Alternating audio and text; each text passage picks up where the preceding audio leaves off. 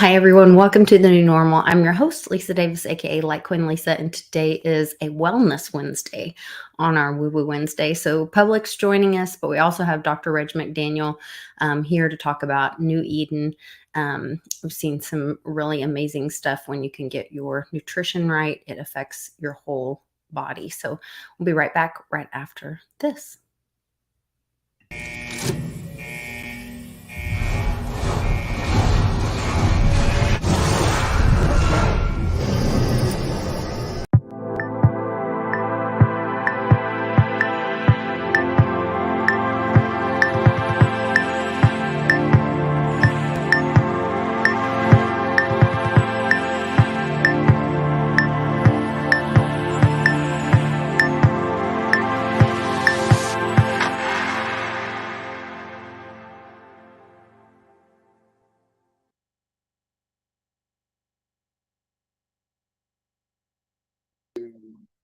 Relate what I thought was very important information to people in a non-scientific manner.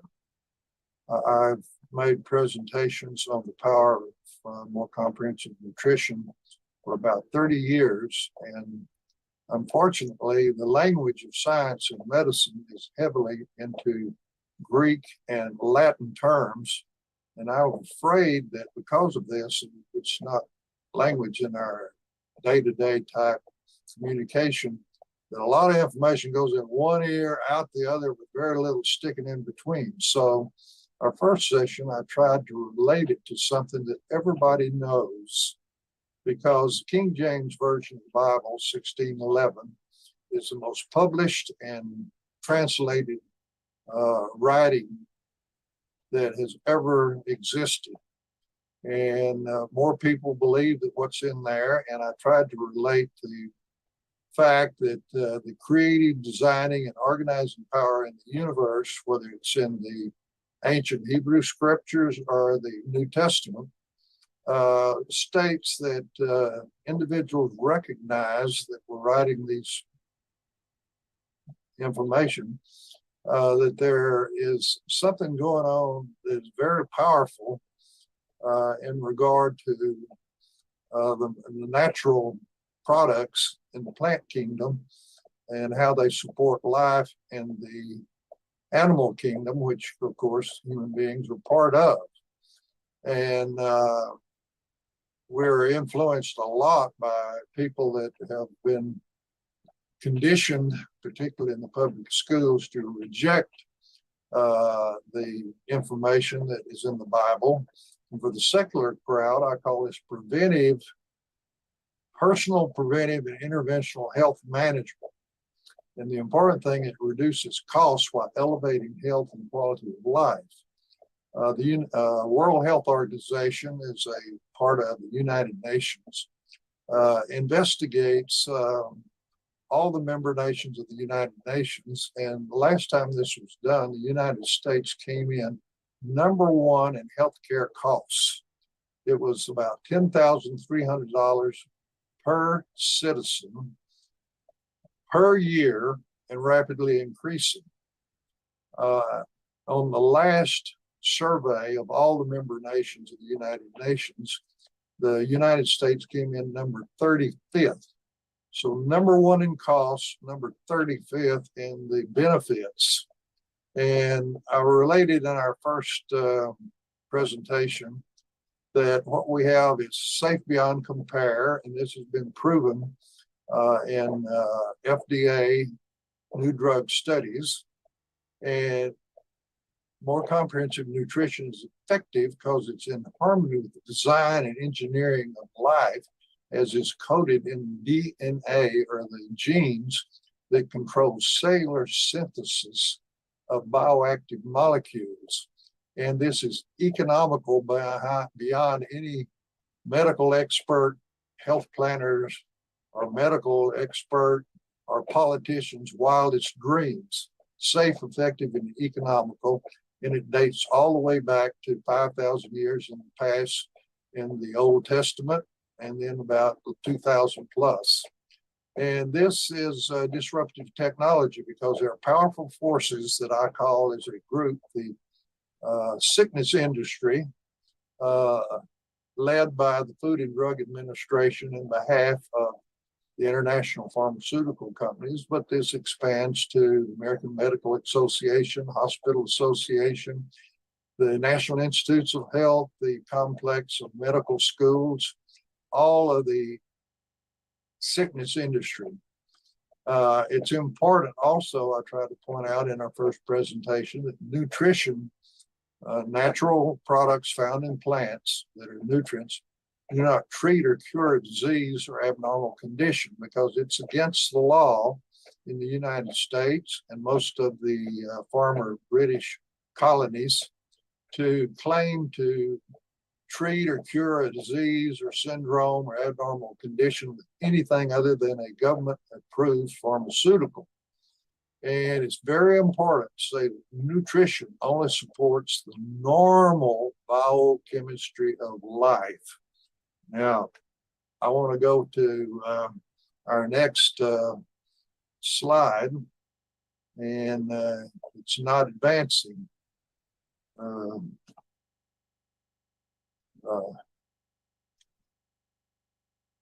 don't know what to do when the slide won't advance.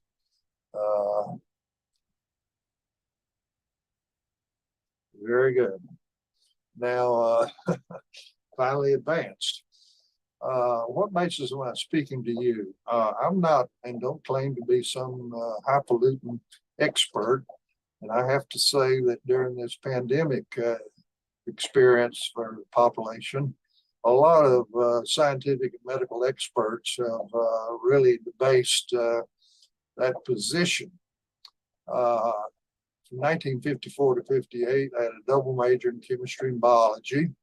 And during that time, a very important thing, I was an extern for Dow Chemical Company at Beasley Research Center, where all the work was on polymer chemistry. The importance of this polymer chemistry is that each cell in our body acts much like a tiny ultra microscopic factory that takes nutrient molecules and hooks them together in cellular synthesis to make bioactive molecules that carry on the processes of life. But at the Beasley Research Center, we took gases and liquids and make different kind of plastics by hooking the molecules together and getting different properties from flexible plastic or transparent plastic to very rigid. In 58, 59, I worked on a PhD in cellular physiology, which means how do cells work, and that was incompleted. And then in 62, I got the MD degree in medicine at Southwestern Medical School of the University of Texas. And then I had 2 residency programs at Parkland Memorial Hospital in anatomic and clinical pathology. I was assigned in the U.S. Medical Corps to a 5-state pathology laboratory at Fort Sam Houston, San Antonio, Texas. And then I was chief of pathology for the Dallas-Fort Worth Medical Center for about 30 years. During that time on the side, I became a medical consultant to Carrington Laboratories. And out of this experience, this company, Carrington, was developed to find and do research on aloe leaf gel. And the goal was middle of the road science and medicine to develop a new pharmaceutical drug under the FDA. This middle of the road conventional science and medicine turned into a spiritual journey, which I particularly shared with you in our first session.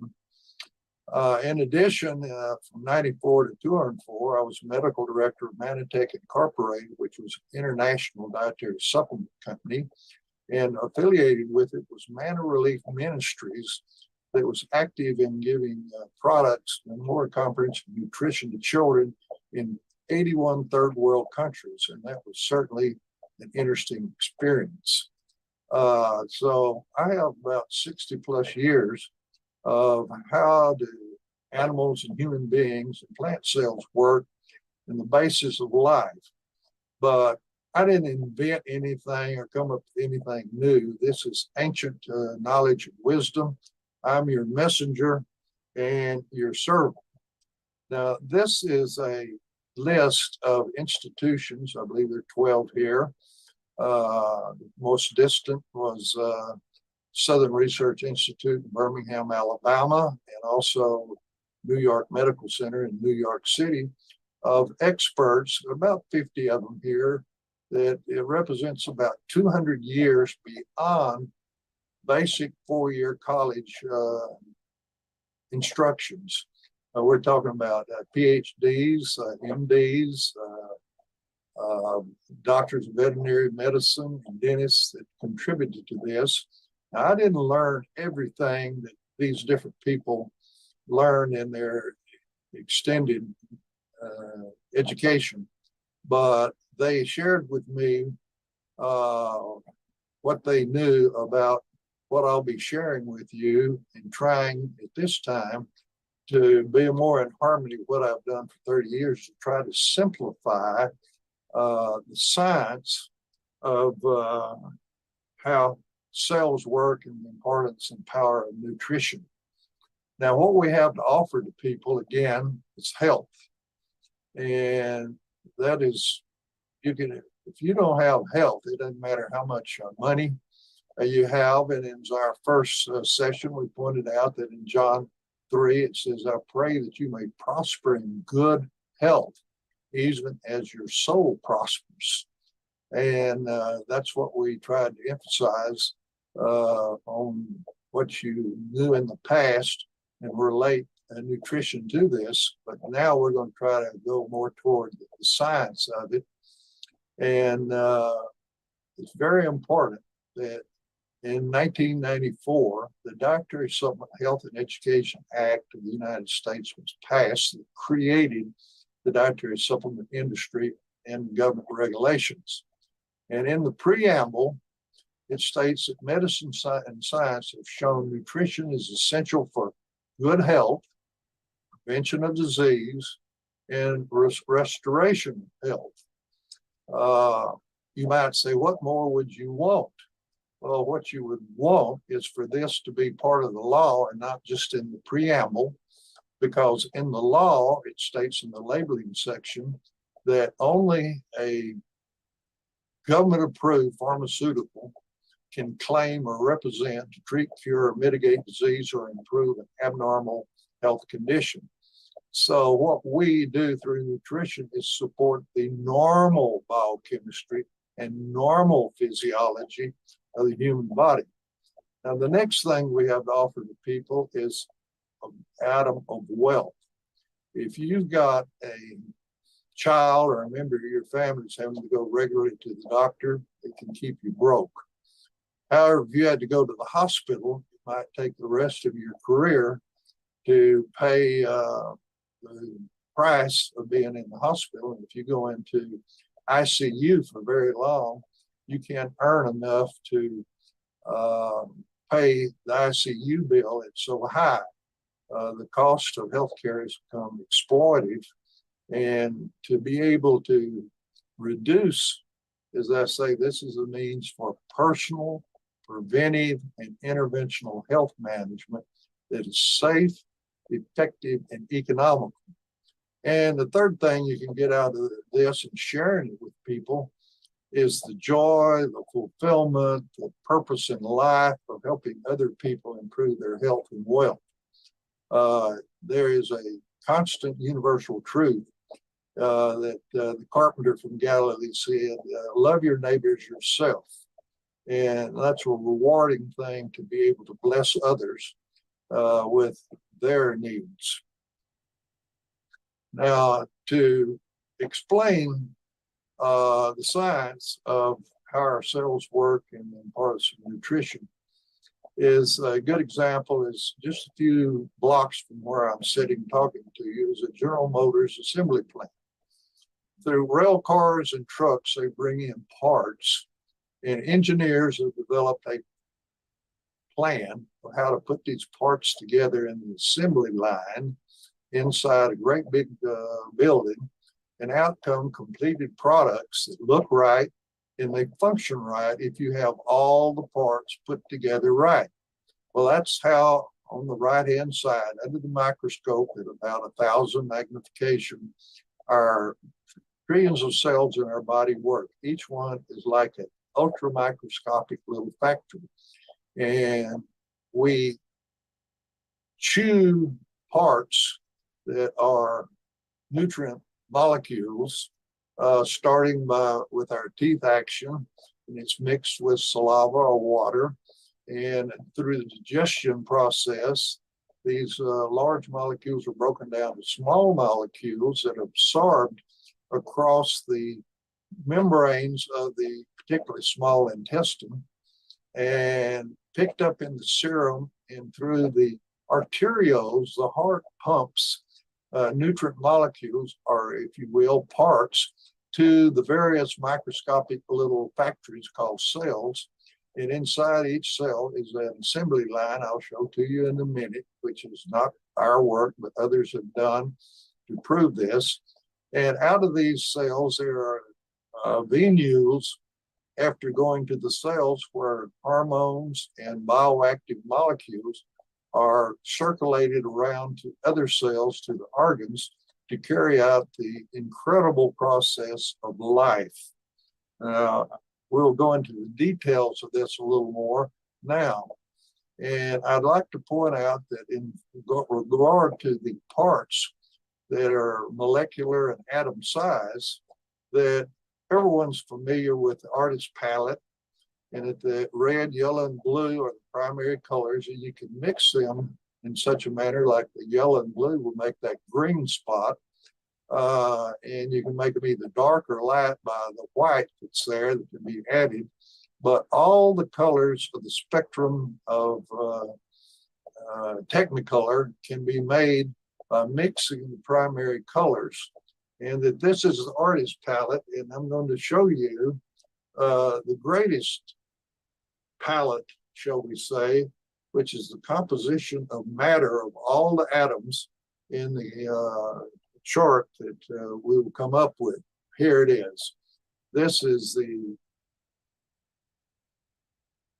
palette, if you will, of the greatest creative organizing power of the universe that use these different molecules, much like the pigments, to make a work of art, which is the universe, animal life, and plant life is all made up of these. And the simplest here is the hydrogen atom at the left top, which has a nucleus and one electron, but that's a square of amount of energy that's combined in that hydrogen molecule.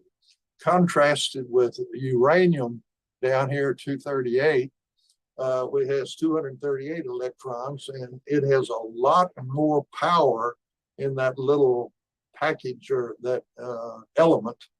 And if you doubt it, every time on TV when you've seen an atomic bomb go off, it's about the amount, we're told, it's in a washing machine or at most a refrigerator, that all of a sudden, with the use of dynamite, it is a fuse to convert it to release the energy that makes that atomic cloud.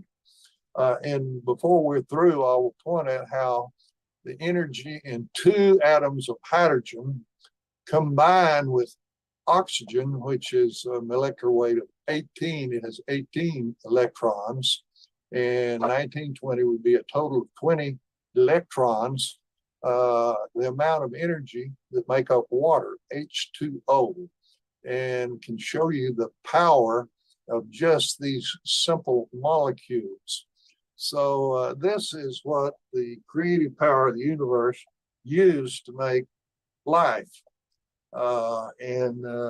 This is also Einstein developed the theory that energy is equal mass times the speed of light squared. So converting this mass to energy is a factor they talk about in quantum theory of matter. And I want to point out that the energy in water is absolutely incredible. You cannot have plant or animal life without water. Now, our Earth receives light from the sun, which comes in from the left. You see there white light. And in the prism, it's broken into a spectrum of different frequencies of colors from the, you don't see it, the infrared, and then the red, and then the blue, and right at the interspace of green and blue is a very thin band that of energy at a frequency that extracts chlorophyll in plant cells to start energy on Earth. There is a transmission of energy from our sun at this very narrow band that hits the chlorophyll and chloroplasts in single plant cells or all the way to grasses, trees, bushes. What's going on in a blade of grass or a leaf is absolutely incredible in regard to taking energy from the sun and bringing it to Earth, because we would have no energy life on Earth if it were not for the fact that these plants can take carbon dioxide, which is a waste gas that we breathe out, and it comes from fermentation, CO2, carbon dioxide, carbon with two oxygen molecules, and hooks these carbon together with covalent bonds to make chains of carbon in photosynthesis. So photosynthesis goes on in this very narrow band that starts energy on Earth. Now, in making the building blocks from this carbon dioxide, that the carbon chain that photosynthesis makes is the core of chains of carbons for amino acids, for fatty acids, and for sugar molecules or carbohydrates.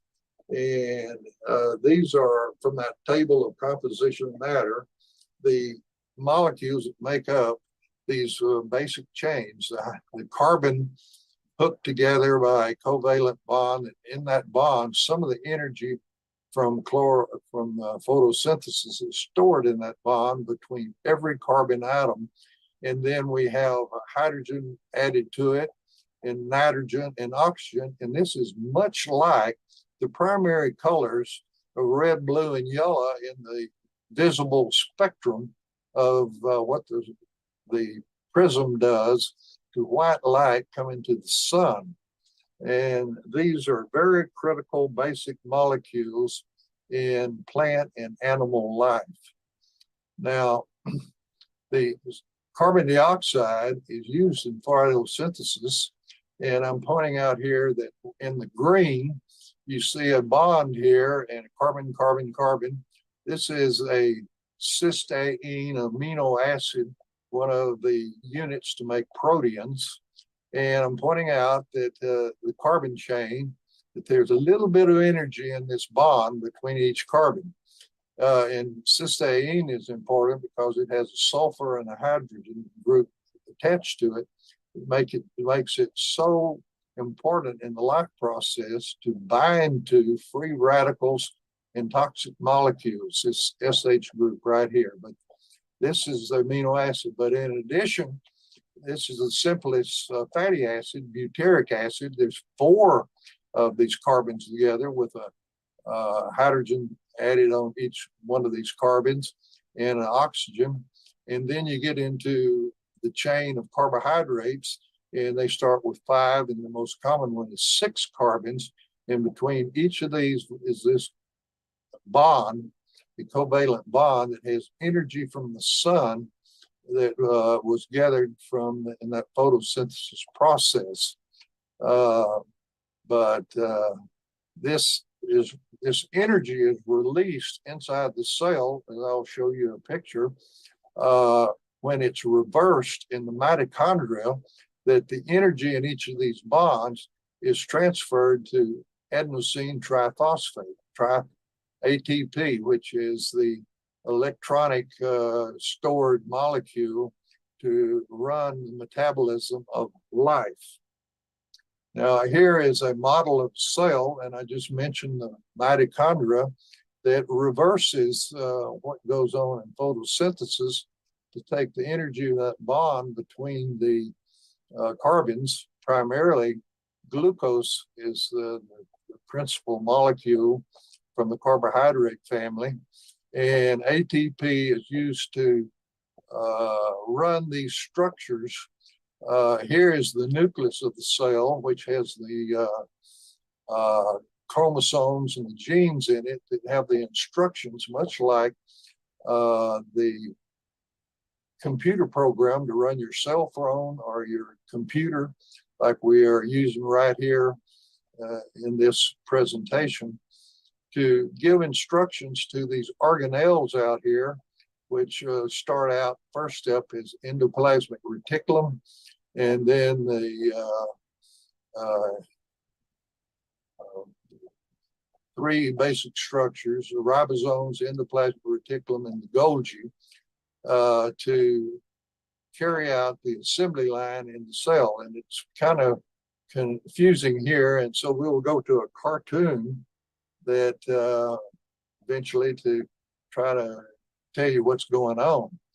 Now, what we have here is one white cell in our peripheral blood that a special stain has been added in a compound to get the chromosomes to hook up where there's 46 of them. There will be 23 pairs. And they, under UV light, they fluoresce so you can see them. So you make a photograph of one cell, one white cell, and then you make what's called a karyotype, and you start with the longest chromosome chain to the shortest. And here we see an XY cell. That means this cell came from a male, because this tiny Y is in males. If it's a female, it would be two X's there, would be a normal female chromosome. So these are the blueprints for the nucleic acids that are hooked together to make a code to carry out primarily the cellular synthesis instructions of how to take amino acids, fatty acids, carbohydrates, minerals, vitamins, hook them all together to make bioactive molecules that carry out the process of life. But what they're using is those molecules that were in the compositional matter chart that we started out with. Now, this is a cartoon from Annual Reviews of Biochemistry, 1985, by a husband and wife team from Washington University at St. Louis, a high-tiered medical school. And in this article, there are over 300 citations of the years of papers that were published to develop the details of this assembly line.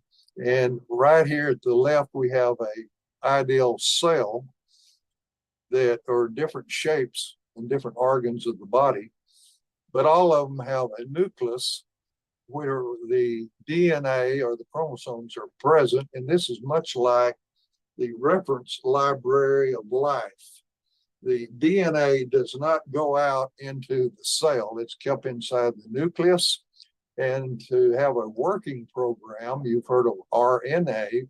Well, nucleic acid molecules are complementary made from this chain, and they go out of the nucleus, out to the assembly line, where in this approximately 1,000 magnification of the cell, you don't see anything out here, but with an electron microscopy and special stains up to 100,000 magnifications, you see there's 1, 2, 3 major factory steps that are called the ribosome, endoplasmic reticulum, and the Golgi.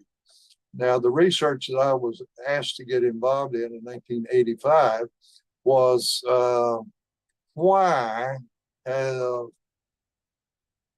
leaf gel from the aloe plant been used for over 5,000 years to support improved health in human beings. And with the chart of the approximately 50 specialists in 12 different institutions, combined with the work with the cornfields, we found out that in this center portion here is the biochemistry of the active ingredient, or acetylated mannose sugar that is made in the aloe leaf. And what we have here is 9 molecules in the endoplasmic reticulum, are in 3 chains that make up a domain on the surface of all the cells of the body. All the cells have this domain made up from this active ingredient from the aloe plant. And this domain is for cell-to-cell instructions and harmony between all the cells. It's very important that the trillions of cells in our body work together to carry out the processes of life. And this was discovered, but what we have here is more important to me than just the fact that we found out that this is why the aloe leaf gel has been used, because on this assembly line, every nutrient is at some point, let's go back, at some point is important on this assembly line. And it's not just the acetylated mannose, but all the different nutrient molecules, amino acids, fatty acids, other carbohydrates, which are about 200 in nature, and the vitamins and the minerals are put together to make all the structure and function molecules in the body. And we have anatomic structural structures like our skin, our bones, our liver, but we in addition have white cells that migrate around that are made on this assembly line in the bone marrow. This is present in every cell in our body, and this biochemistry in the center was why the aloe acetylated mannose, also called acemannan, was so important. But it also demonstrates how all the different units or molecules of nutrition are put together on this assembly line to make all the structure and function molecules of the body. And this is a universal truth of how our cells work.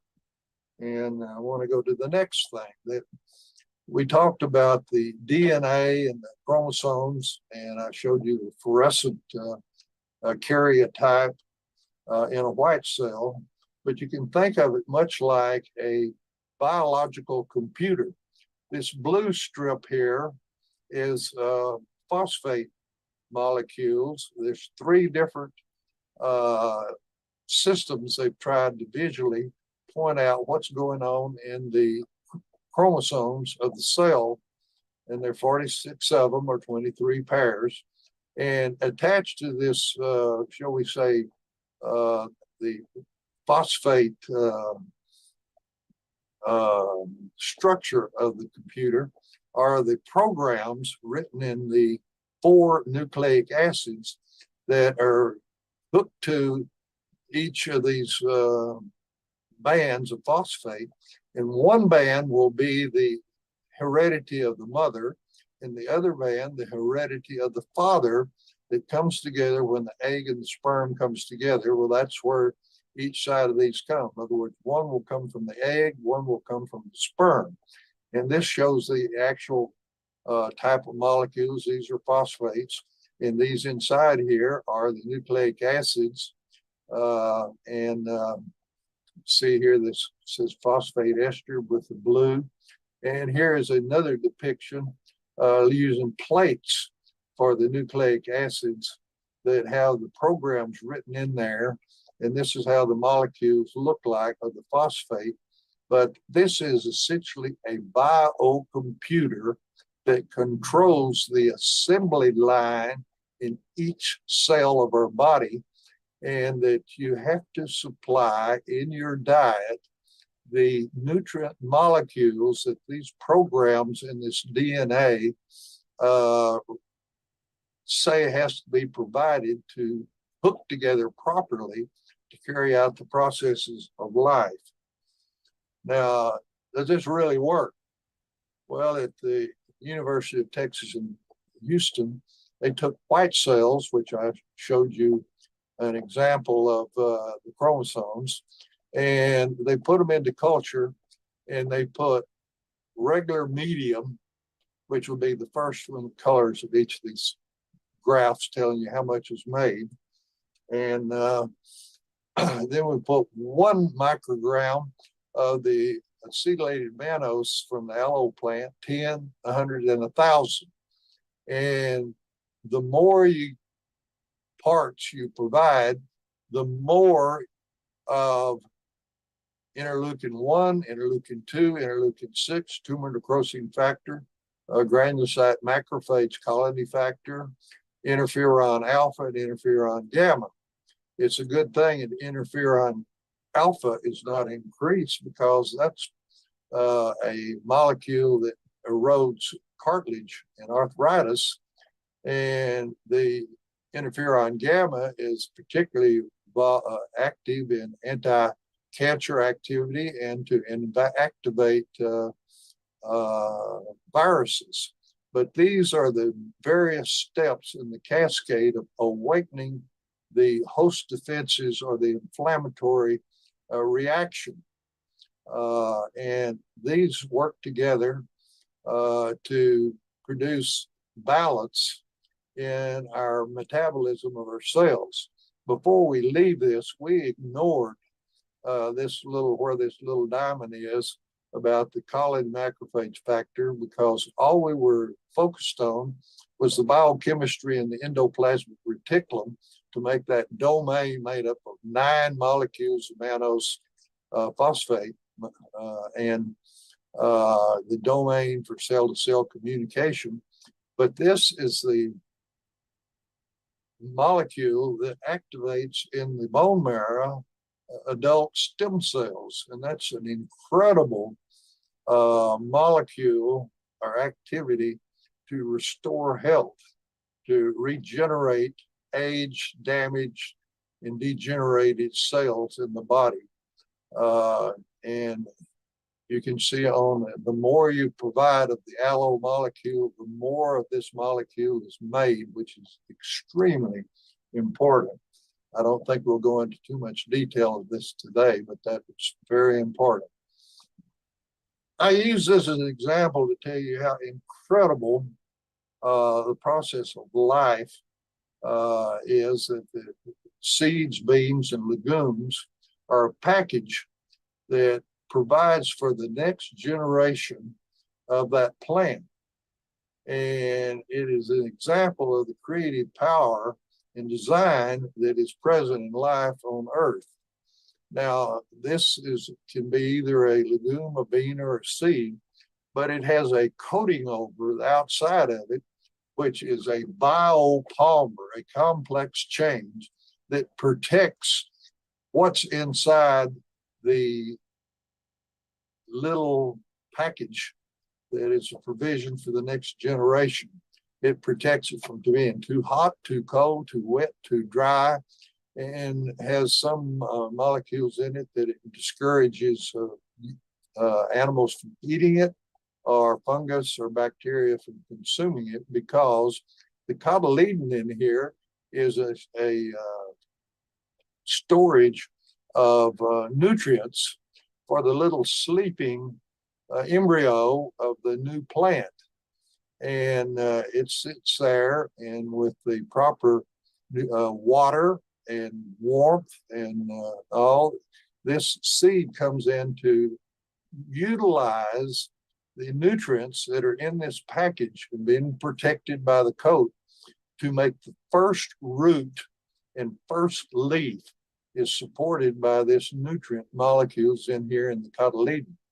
Then photosynthesis is turned on, and these infant little leaves begin to process carbon dioxide to make the carbon chains that we pointed out before for amino acids, for fatty acids, and carbohydrates, or the sugar chains, and start the process of life. So with each seed, there's provision of nutrition for the first root and the first leaf, and then photosynthesis is turned on.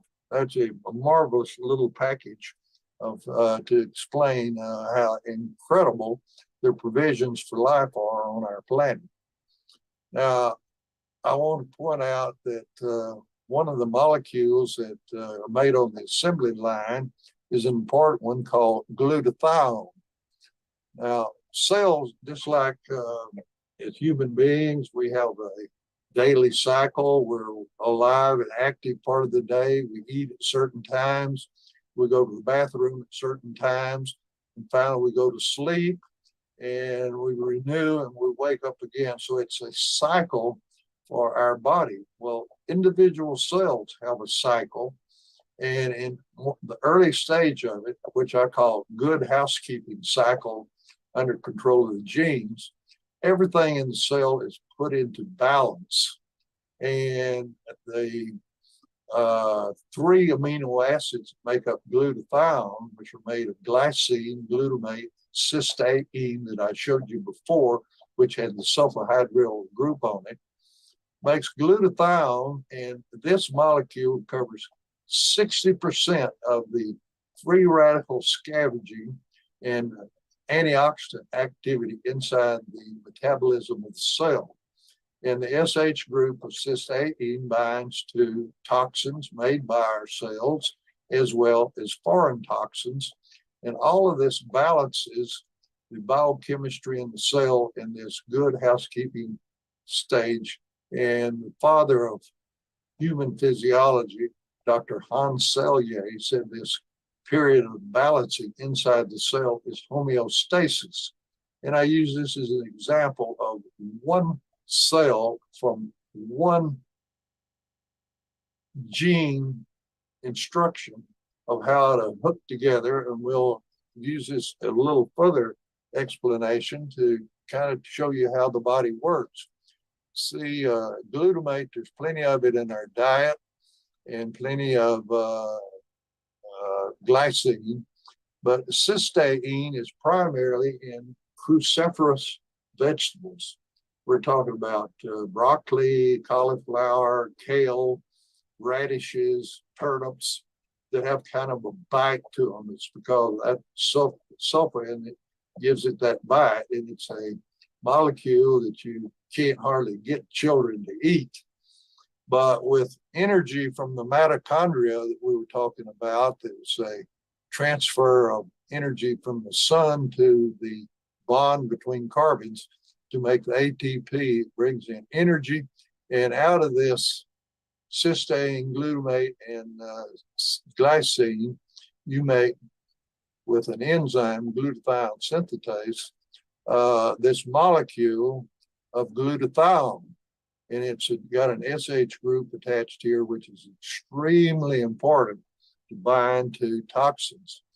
And this is the typical molecule that's made in the cell. Here's the SH group and the positive here, and how this is made. And there'll be two molecules of this, and say that from the mitochondria, there are free radicals made when the actual carbon dioxide reversal of photosynthesis made, and this HSH attacks to nascent oxygen that might be released, or any negative ion to make it balanced inside the cell.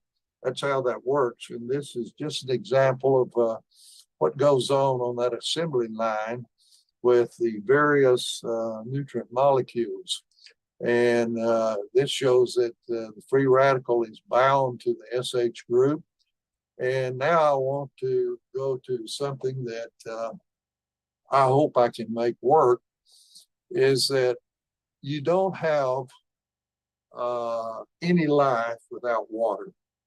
And in the composition of matter thing, I've shown each little block has a certain amount of energy in it. and that we showed that two very simple hydrogen molecules are combined with an oxygen molecule, which is a 18 plus 2 electrons amount of energy. And what we're going to show you is what I call and think is probably the spark of life. There's the reason you don't have plant or animal life without the activity of the water.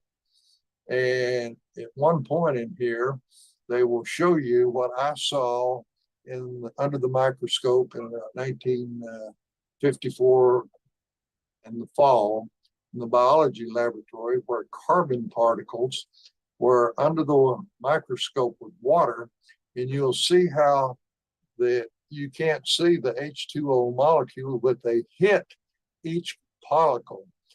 This is called Brownian movement because originally in 1820s, the biologist Brown saw these pollen molecules that he was seeing dancing because of the effect of the water. He thought that the pollen granules were probably lifelike, and that's what you were seeing. But Einstein, after 1900, re-examined this and says what's happening is the H2O2 molecule shows the amount of energy in those three molecules and how it has an impact. And this is going on inside the cells, and why so much of our body is water. Nothing works. And one of the terrible things is the problem of dehydration. Now, a question I get asked by my students is, how do we know that atoms are real? Well, rather than just sit there and tell them stuff, I'd rather them see with their own eyes. And I want to show you that same evidence that a Swedish botanist named Robert Brown first saw in 1829, and that was used by Albert Einstein in 1905 to confirm the existence of atoms. All you need for this is a microscope, preferably one that goes to 400x. This one goes to 1,000 power, however, and if you're going to use that powerful of a microscope, you're going to need some immersion oil. But all you really need for this, if you have a basic microscope, is a glass slide and a cover slip, and you need some milk, preferably one that has at least 1% fat in it. I diluted this with a 1-to-1 ratio of water to milk, and you just need a little paper towel to wick up any excess on the side. All you got to do is take a little drop of milk, put it right in the center of the slide, just like that. You don't need much at all. Take the cover slip, drop it right into place, and I have a very thin amount, but if you have excess, you do want to use the paper towel to kind of wick up any excess on the side. Take the slide and put it on your microscope. Use my other hand for this. Stick the slide into place, and then you're going to want to use your high power objective. So I'm at low, medium, high, and I should say I want to use the extra high power oil immersion. This is 100, and then with the 10 power, this is 1,000 power. Lock it into place, and I'm going to use a little bit of that immersion oil. A little drop right here. And then all I have to do is I lower down the objective until it makes contact with the immersion oil, just like that. And now we're going to go look through the eyepiece. Okay, I've got it focused. Let's go have a look.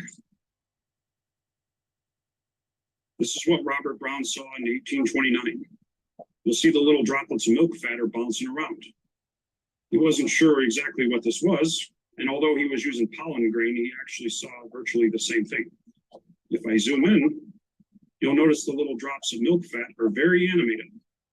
Now, back then, they didn't know what this was. Some people thought that maybe these are living organisms, kind of like what you would see in a pond sample. Some people thought that maybe it was a mirage, kind of like on a road on a hot day, causing maybe a little rippled appearance. But Albert Einstein, at the age of 26, in 1905, he was single-handedly able to demonstrate that this was actually atomic theory, visible with the eye. Albert Einstein said that atoms are vibrating, and the atoms are kind of bumping into these little bubbles. This is what I saw in 1954. And you can see the bubbles kind of and knocking it's around tracing like this. one little It's particle. kind of like if you were to go to a concert and there was a mosh pit, you would be knocked around as well, with everybody banging their heads and jumping around. This here, of course, is not proof of atoms, but no one has come up with a better explanation for this Brownian motion than atomic theory. This here, ladies and gentlemen, is evidence itself for the existence of atoms.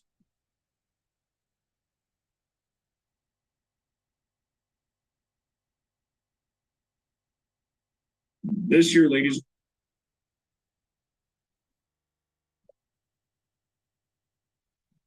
Well,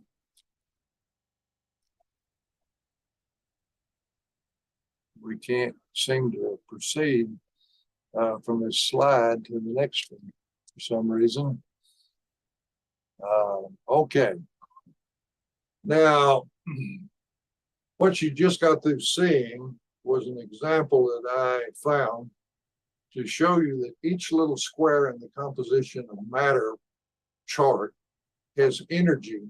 And this is the energy of two hydrogen molecules and one oxygen molecule, which is so essential for life in plants and animals.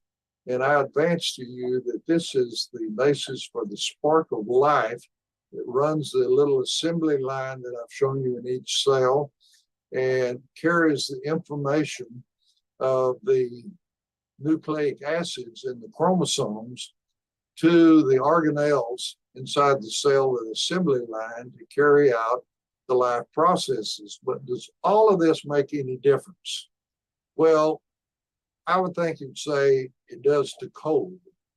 Now, Cole's mother in tears told me how she and her husband bought a new home and they didn't know that smoke detectors were not connected, and they had a fire, and that her 5-year-old died in her arms from smoke inhalation. And Cole was about 18 months old, and he was unconscious at her feet, and they carried him to the hospital, and he lay in coma for 3 years. And here he is in coma. And this is only proof that Kyle awakened by taking more comprehensive nutrition for 6 months, and that I make house calls in Oregon if people or parents call me, because I went to see Kyle, and though he is not totally normal by any means, he's not in coma, and I could tell there was mental activity because he has a very attractive mother. And every time she would come in the room and he would see her, he'd go, woo, woo. Expression, I think that he knew his mother was pretty. This is the electrical activity of his brain, the 3 years that he was in coma from the toxic effect of the smoke inhalation and the fire in the home. Notice that these are different electrodes around the brain, and he was on dietary supplements for 6 months, and this is what happened.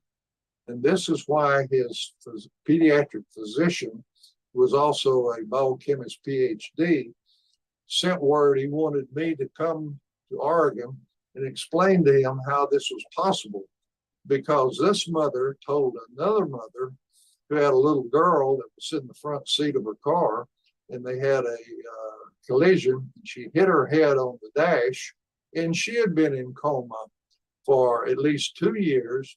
And so this mother shared with that mother. And what I really wanted to point out in the early part, when I said, why am I talking to you? And I'm no great expert. I would say that I'm a very good listener. And I have attempted ever since '85 to share with people what I've heard from parents that have experienced the benefits of more comprehensive nutrition and what it can do for the biochemistry of life. This is the increased brain activity of Kyle at his annual evaluation, and why his doctor wanted me to come up there and explain this. And I basically told him that all cells work better with more comprehensive nutrition to supply what nutrient molecules that the genes call for to make bioactive molecules. So obviously, the brain was working better on improved nutrition. Uh, Now, in British Columbia, I received a telephone call wanting me to come up there and present on this research that had been done on the active ingredient from the aloe plant. And finally, first I was overwhelmed, and finally somebody I thought important wanted to hear what I had to say. But I asked finally, as we were making travel plans and all, why do you want me to come? And they said, we have 7 children that were born to alcoholic mothers on the Indian reservation. And the government took them away from their alcoholic mothers and placed them in a foster home. And they had been in special education for several years. And they were behavioral problems at home and in school. And they were making no progress in special education. All of a sudden, they began to, first, their behavior improve at home and in school, and then they began to make progress in their classes. They had done an initial government-sponsored IQ testing, and the 7 children averaged less than 50 IQ, which is a terrible expression of fetal alcohol syndrome damage from the alcohol breakdown products. The mother that was an alcoholic. After they started improving behavior and progressing in school, they repeated their IQs, and they ranged from 80 to over 100. They wanted me to come and explain how this was possible. This caused an intellectual challenge because for at least about 10 years, we've been talking about the 9 molecules hooked together to make the domain on the surface of all the cells for cell-to-cell communication. I immediately thought that this does not explain how these children went from IQs of less than 50 to range from 80 to over 100. And I have a syllabus that I have written about discovering that these children were generating adult stem cells that migrated into their brain, stem cells from their own bone marrow, stimulated by the presence of the acetylated mannose from the aloe plant. And that's why Kyle awakened from his coma, and that's why these children's fetal alcohol syndrome improved. I will give you a little information on it. Fetal alcohol syndrome has about 36 traits of fetal alcohol syndrome children. And you have a form about how many of these traits do you have? And these 7 children average 27.7 out of the 36. As you can see there, 2 of them, one's 34, 133. That is very serious fetal alcohol syndrome damage. Then we asked the foster parents, they've got these traits present. Well, how severe is this expression on a scale of 0 to 10? 10 being very prominent and 0 being absent. Well, you can see they averaged 8. So they not only had a lot of the FAS traits, but it was very serious. After being on more comprehensive nutrition for a year, they averaged 2.5. And this severity is a 67% improved. And that's why they wanted me to come up and try to explain how this could be. One of the things I want to share with you that I learned when I was up there is I thought to have fetal alcohol syndrome damage, you had to be a fall down drunk mother. We had testimonies made of mothers that at very critical time in their pregnancy had only one stiff highball drink, and it induced fetal alcohol syndrome. So it depends on what stage of development the embryo is at. If the brain is being developed and you drink alcohol, you don't have to be an alcoholic. You just have to how some of the breakdown products of alcohol that are toxic to the farming brain, which was news to me for sure. Now, Emily had a mitochondrial gene defect and an incredible history. She was found about 2 o'clock at night in Ukraine in an all-night restaurant, wrapped up real closely and left there by her birth mother, who obviously found out there was something wrong with her and they could not handle it. And so she became a ward of the state. And a couple in Orlando, Florida, she was a flight attendant and he was a pilot, could not have children. And so they adopted her. And they soon found out that she was not doing well and she began to regress. And they described how she became unconscious and was maintained by a feeding tube. And somehow somebody told them about the benefits of the more comprehensive nutrition built around the active ingredient of the aloe plant, Ace Manning. And it was set up that I was supposed to meet the mother and the little girl, Emily, and her father in the hotel lobby. Well, they were 30 minutes late.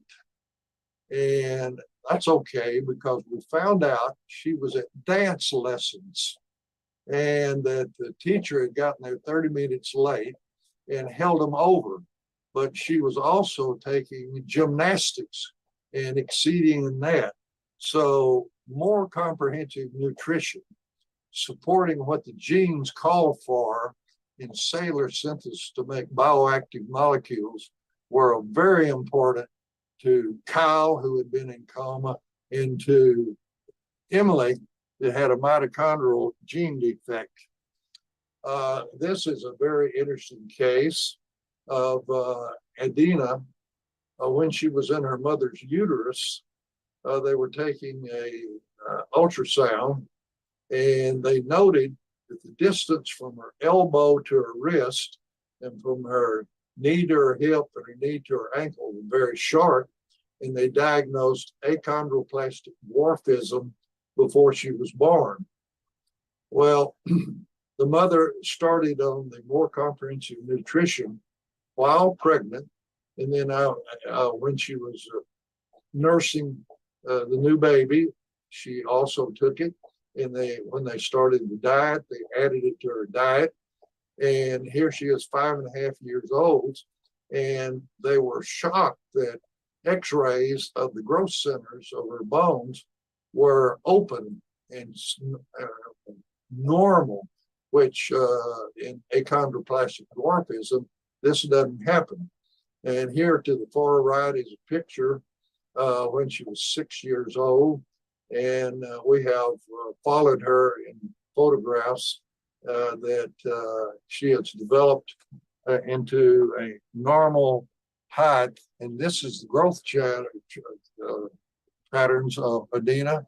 If you can see, she started out very low. This is the normal range for little girls, and she's below, but as she continued to have this more comprehensive nutrition, this is the highest for this age group, the shortest. She's nearly in the mid zone, and she has grown up and is a beautiful child that shows none of the stigmata of, say, Snow White and the Seven Dwarfs. It made a difference to Adina. This is a child that's probably helped more children in our country than any other. When she was 9 years old, her mother, Barbara, phoned me and was telling how she was in special education, but had made no progress, could not say her ABCs, couldn't add or subtract. And she pointed out that she missed a lot of special education because she constantly had asthma attacks.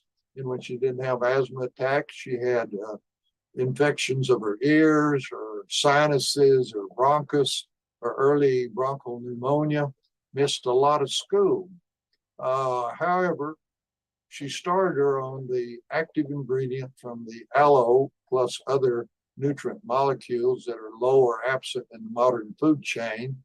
And here she is at 13. And I'll have to tell you, I accused the mother of going to the mall and going, say, to Glamour Shots and having this special photograph made. But no, she said both of these pictures were made by a mobile itinerant photographer that came to the special education and took pictures.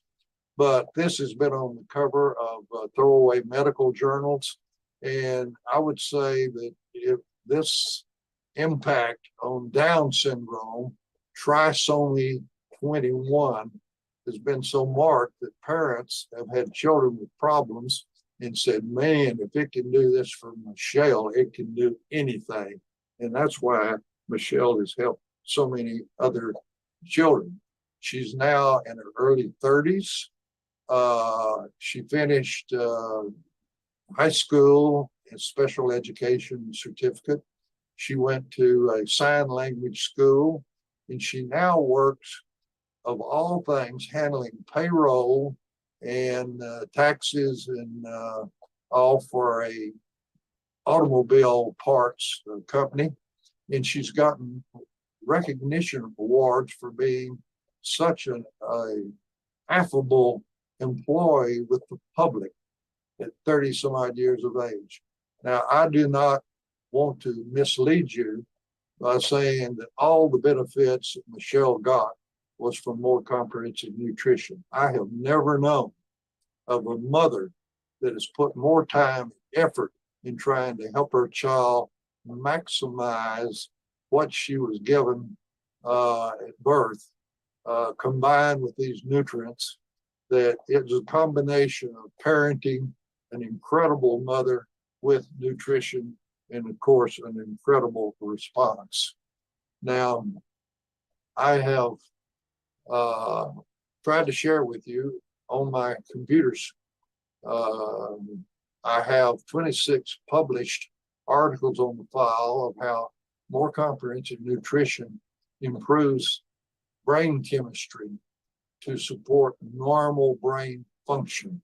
The reason there's so many published papers is that this is contrary to educational theory of the establishment of our public schools that basically say there will be no improvement in academic performance or anything in schools until we get more tax money for these various reasons they tell you, and to get better results than they were even projecting with more comprehensive nutrition calls them to do studies to prove that this wouldn't do it.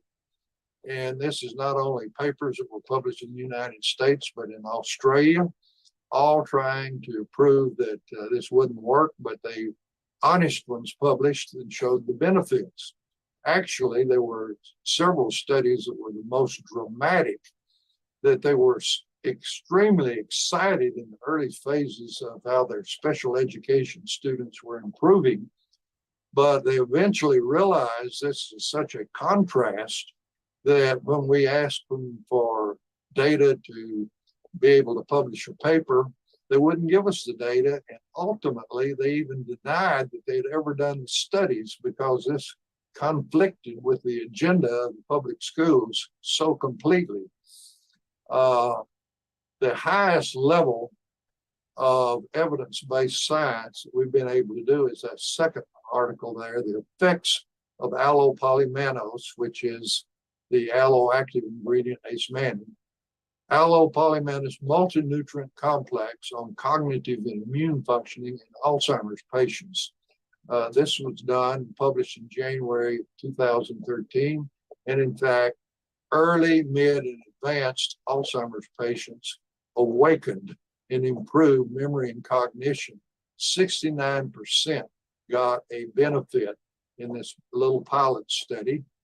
And I might add that this was required by the Institutional Investigational Review Board to do a bunch of studies to prove that this was not toxic to these elderly patients. And this successful study that showed no toxicity, we got the bonuses of 69% improvement in cognition and memory, 46% improved cognition and memory, and 23% stabilized and did not get worse.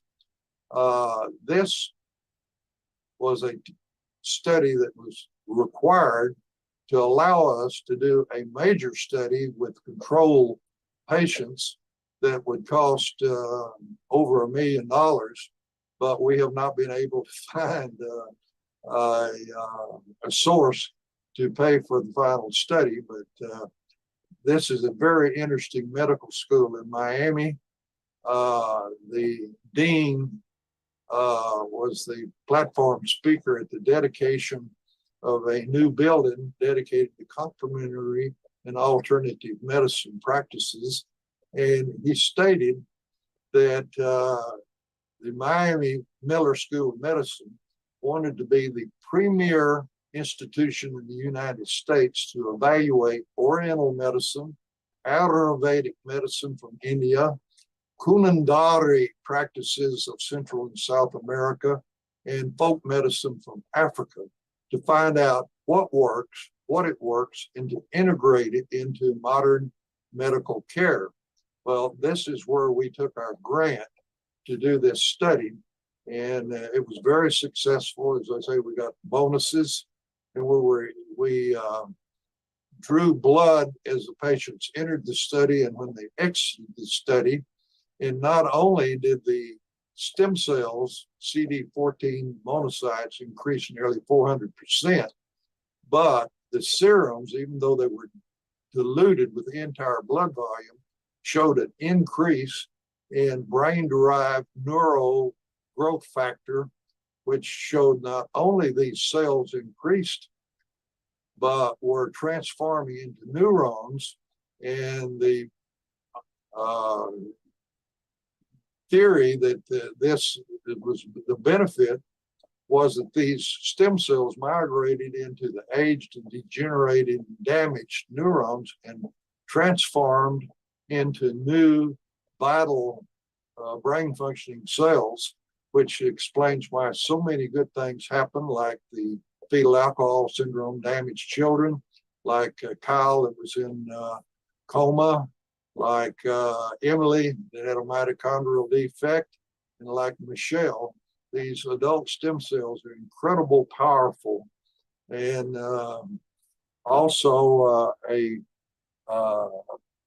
scientific poster was presented in California on this study, which in January 1986, by accident, and I put that in quotation marks, I had a patient that I was showing the benefits or exploring the potential benefits that had advanced prostate cancer, and I didn't know that he had been diagnosed with Alzheimer's. Well, not only did the bone metastasis for prostate cancer go away, but he returned with memory and cognition, which his wife told me about, that had gone over my head. And I never forgot this. And in 1986, January, to the article published in January 2013, I never forgot this and wanted to find the resources to do the research to prove it. I have told you about all the papers for normal brain function being supported by improved nutrition. And probably the biggest group is the paper by the psychiatrist, Dr. Katie Dykman, and her PhD husband, Dykman, at the University of Arkansas School of Medicine, the effects of nutritional supplements on attention deficit hyperactivity, ADD, ADHD, which is so common in the United States. And this was a paper on 17 students that improved the less hyperactivity, their inattention went down, attention improved, and then oppositional defiant and compulsive disorders improved, and there were significant improvements in these children with this very common brain function problem. Now, in Texas, for over 40 years at the University of Texas, there was a PhD biochemist by the name of Roger J. Williams that wrote 12 books on nutrition. He did research on nutrition all those 40 some odd years. In the most important book, I call Nutritional Against Disease, published in 1971. And in this, in the first chapter, he says that all my books and all my years of research lead me to one sentence that it summarizes everything I've done over these years. And I quote it from that book: the human body heals itself, and nutrition provides resources to accomplish the task.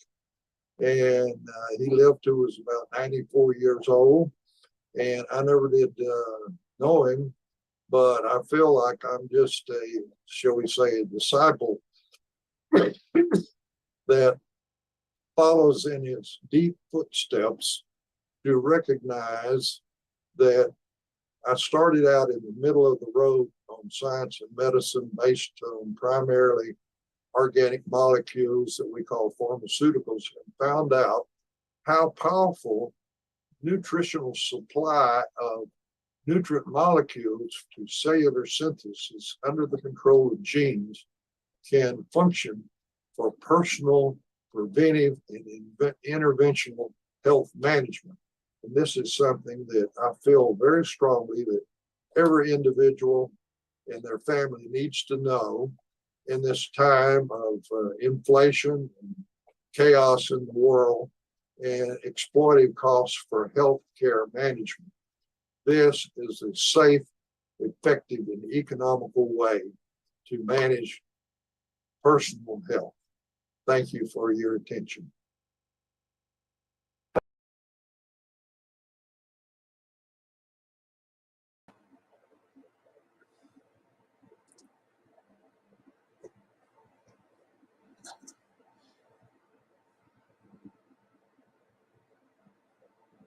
Let's see here. I'm bouncing things around. Dr. McDaniel, thank you so much for that presentation. That was amazing. And we've got a lot of people really interested in the chat and had some great questions. And a lot of people were asking about the water, the information that you were adding about the water. That's the first time that I had gotten to see the video about the atoms. I'm going to put my ear pod in really quick so I can hear myself. Let me comment on that. Nearly everyone has seen how at the pool table you can take the white cue ball and hit the other balls and make them bounce around.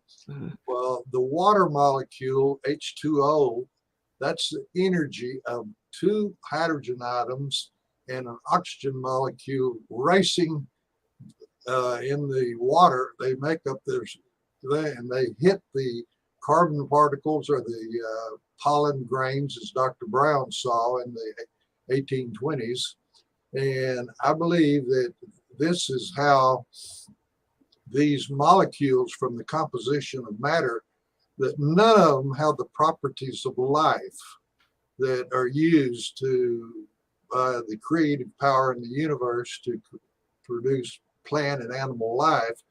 But what is it in the cells that gives it the dynamics to make things happen? And I think water and what you saw there is in fact the spark of life to move the various molecules inside the cell to take inactive molecules and produce what we observe as life in plants and humans, growth, activity, and all the organ system functions. So I think it's incredibly important, and that's why I've got it in there to share with people. And I hope this didn't get over their head, because a lot of people never took even a course in biology, much less botany or zoology.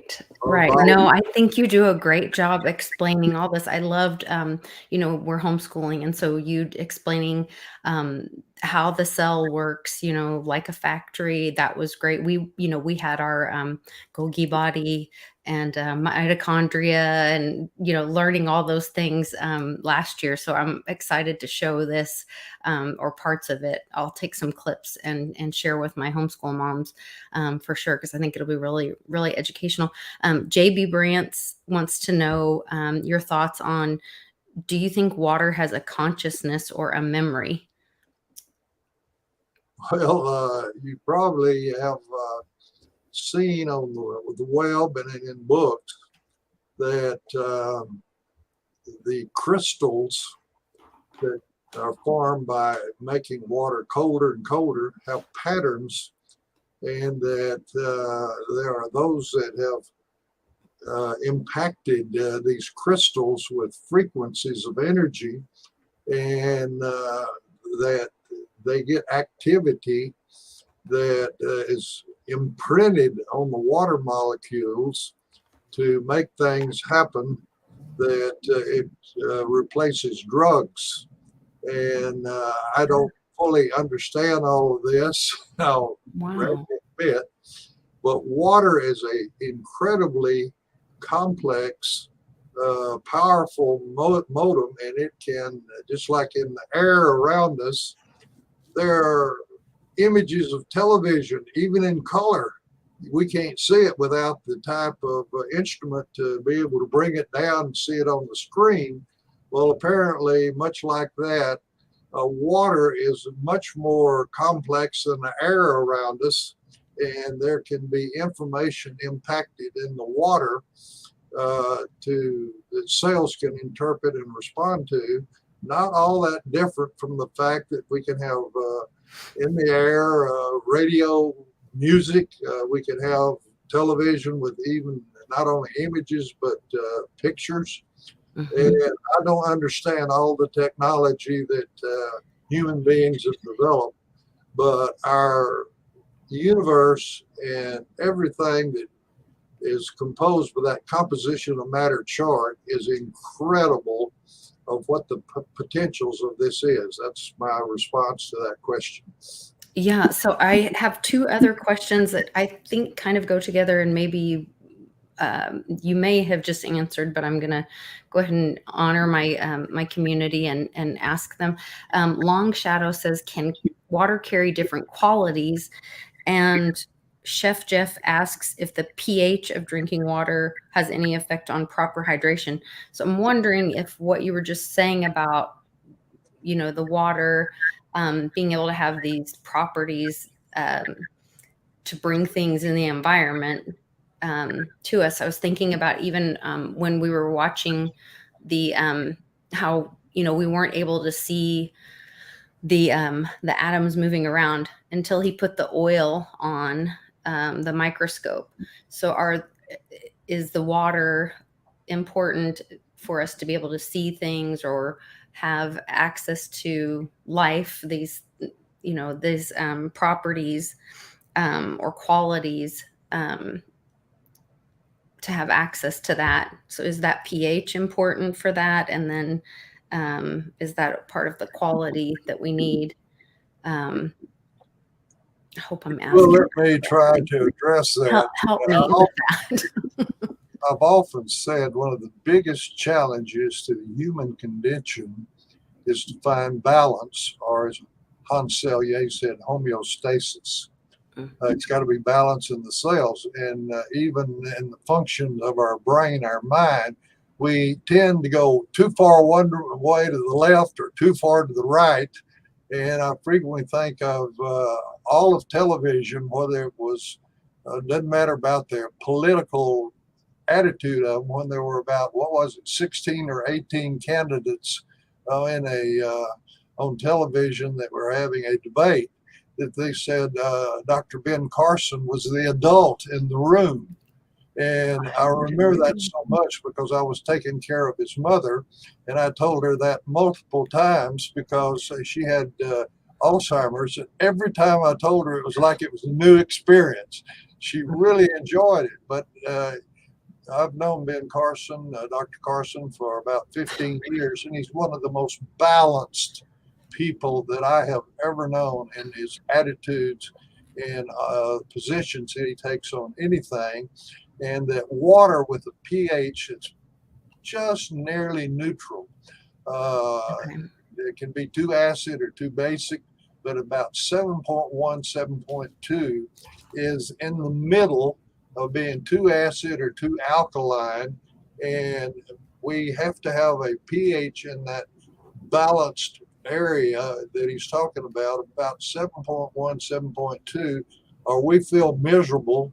And actually, our kidneys don't work right. If you're not Interesting. careful, your heart doesn't beat just right, the electrical thing and all. So pH is very important inside the cells and in the serum. And if you get very far off, a person has all types of symptoms that are deleterious to good health. That's really interesting because there's a huge trend to drink this alkaline water. But that could actually be dangerous too if you had You don't want too went much too of much of anything. anything.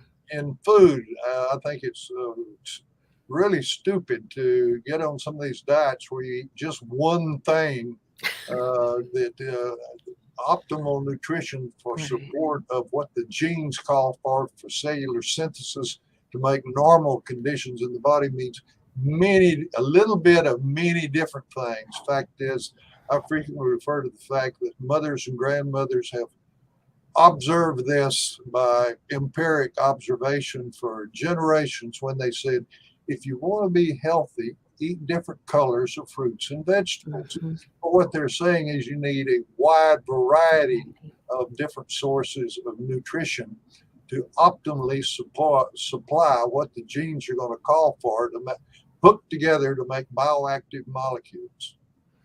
So, also, I had a question about when you were talking about the shell of the seeds, beans, and legumes, and them having a protective shell.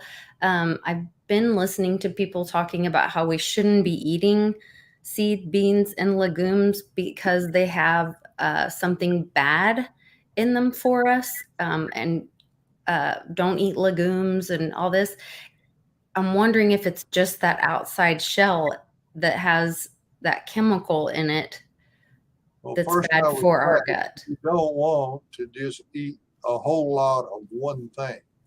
However, particularly like the soybeans, you should cook them because they have a chemical in them that really retards bacteria and fungus from growing on the seeds and taking away the nutrients that's inside that little package.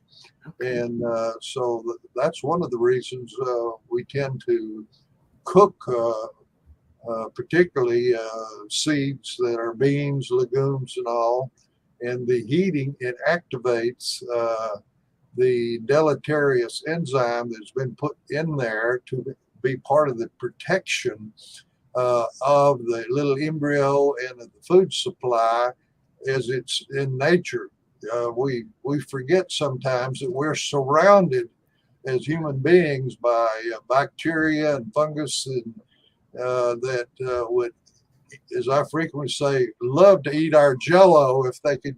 We didn't have a defense system of immunity and white cells and antibodies to protect us from these invaders that would like to consume us.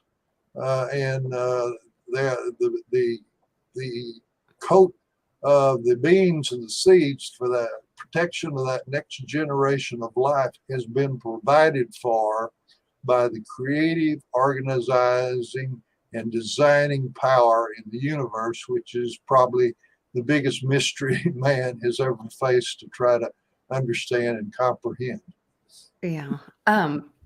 Well, speaking of beans and seeds, I know that there's hemp seed used in the New Eden product, and that you guys have a whole article on it on the website. Why is that so important in New Eden and used as part of the product? I frequently point out that one of the uh, remarkable recognitions that I have come into with this aloe research is to understand the importance of the acetylated mannose and what it can do in nutrition. But it's a good example on that assembly line of all the different nutrients that the genes call for to make these complex bioactive molecules. And that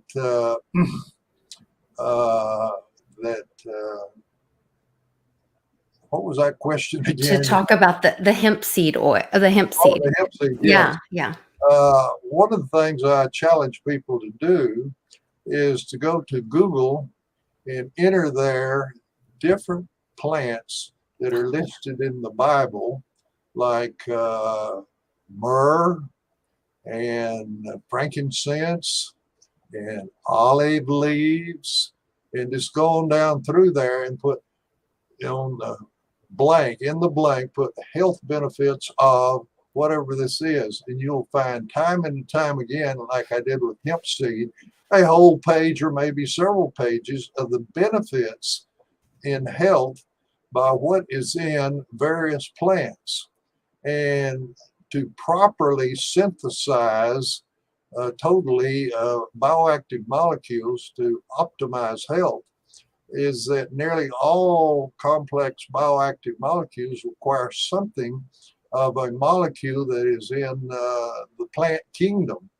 And that is what I would say is a remarkable thing to consider, the way all the universe is put together that we live in, that whatever it is that started all of this and created the code that's in our genes, that what these genes call for, lo and behold, it's in the plant kingdom, in the plants.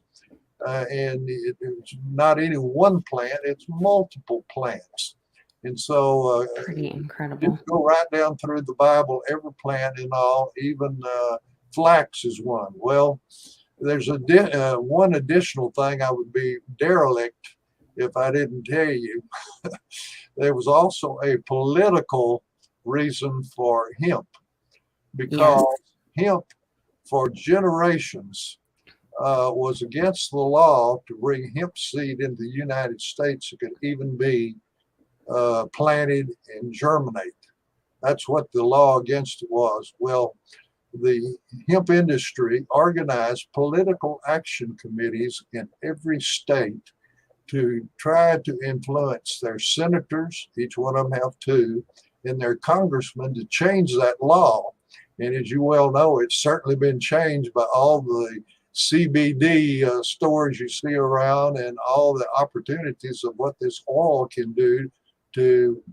And when I first heard about it, I was skeptical that this oil from the hemp plant could do anything. But I went into the European literature, and for decades before you could bring hemp seed into the United States, they had done research. What in the world's going on? And where the nerves form synapses, the structure is not only proteinaceous and carbohydrate molecules and fatty molecules, but the CBD oil binds to lipid molecules or fatty molecules, or where the synapses are of the nerves, and it blocks the transmission of pain up to the brain where it's interpreted as pain. And I had some doubt still, but I have a friend in California that had dental implants done and went through the first dental implant with the typical opioids and all, and then trying to fight the pain.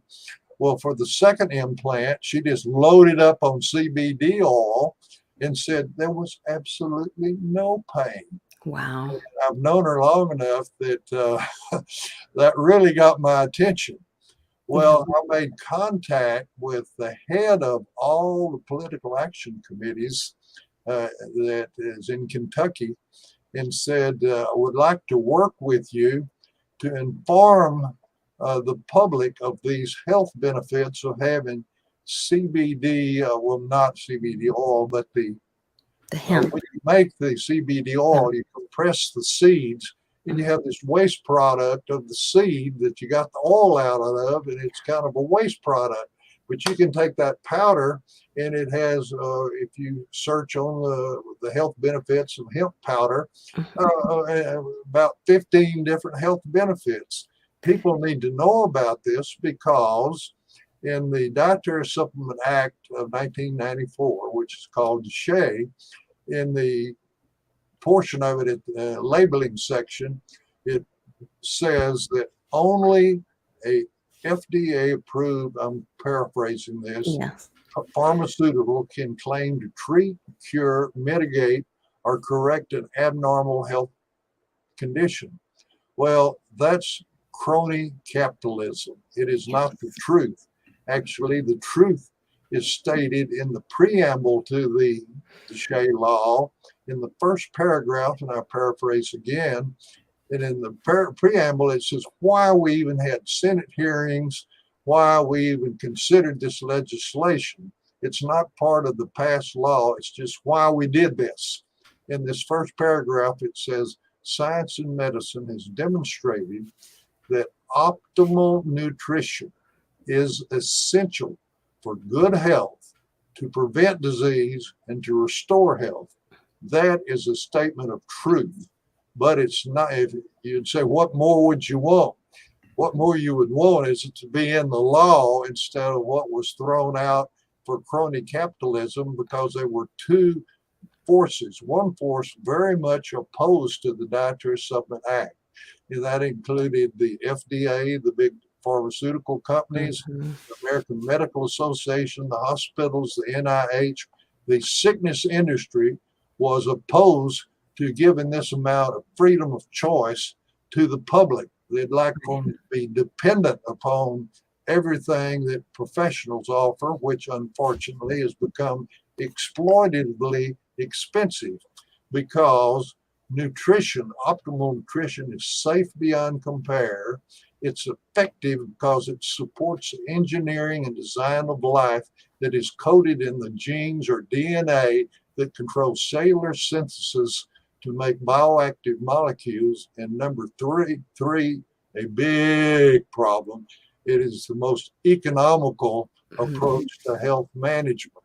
And all of this together causes a great amount of conflict, and why this the legislative people are smart. They threw a bone to one force that wanted to have this legislation in the preamble.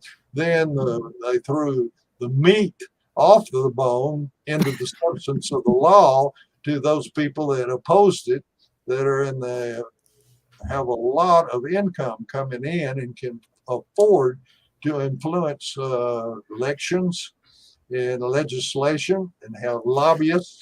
Yes, the lobbyist.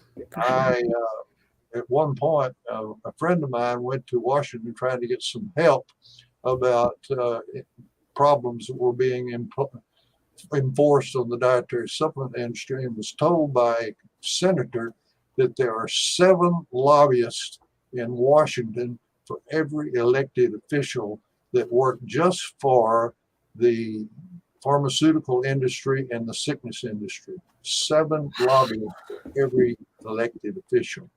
Well, people that are advocating like me, nutrition, as far as finances, I struggle to keep the door open. Right. And they're not sending that your way. No, and I heard that they were they actually hired I heard this on Russell Brand's channel this morning or yesterday morning, that they actually hired strippers to push the jab with physicians. And oh, so yes. You're talking about the RNA shot that is not a vaccine. They changed at the CDC the definition of the vaccine that had been present for generations as a substance that prevents an infection. Well, they changed it to a substance that we can't talk about it or I'll lose my channel. And so this stimulation causes lots of problems. Yes. Yeah. We can't talk about it. Why? Because we'll end up losing my channel. Yeah, you gotta be careful on this You day. got to and be time. careful. But, Uh, but they'll- they're finding out. People are figuring it out. So it's definitely nutrition is the answer. And then that allows your body to heal itself. And I think you did a great job explaining that. There's a link in the description for you guys to learn more about how you can purchase New Eden and start with your journey of nutrition. There's also a book on the website called The Primal Gift. Yes, this is Primal about the Privilege. first 10 years.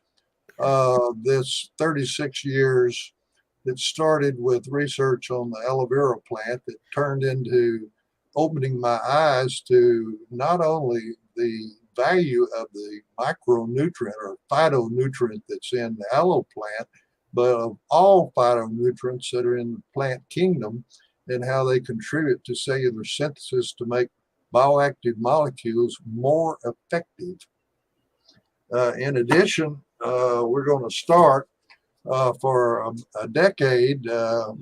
We had a research institute called the Fisher Institute, and we put out proceedings. And if people will, when they place an order for New Eden, tell us what their deviation from normal is. And if you'll notice, I'm not using any disease term because we are not allowed to impact diseases or syndromes. We only support normal nutrition for normal biochemistry and physiology. Well, we have case studies and pilot studies that if we know what your problem is, we can find an issue possibly that addresses your problem, and you can read about it and find out that more comprehensive nutrition has helped your problem in others. That pretty well covers it. I think that is wonderful. Yeah, so there's when you place an order, there's a comment box that you can ask questions to Dr. McDaniel. You can also tell if you have a deviation from normal that you can share with them, and they can send you more information. And then, like I said, you can also order that book, which they have very reasonably priced, that has great information. You can also go to my my YouTube channel, and I have an entire playlist that says wellness, and those will have all of Dr. McDaniel's videos. And Dr. McDaniel looks like has a YouTube channel, so we can I'll get a link to that and put that in this description so you guys can check that out and get more information there as well. But please consider this. I mean, we started back to school and we have a co-op day, and I went back to school, and I had several ladies come up to me and they were like, "Oh my gosh, you look great. Like, you've lost weight, your skin looks great. You know, what are you doing different?" And I told them, I was like, "Well, I'm doing this, good nutrition thing." Cannon calls it his worm dirt because it's little brown, that aloe acenan and our little aloe scoops.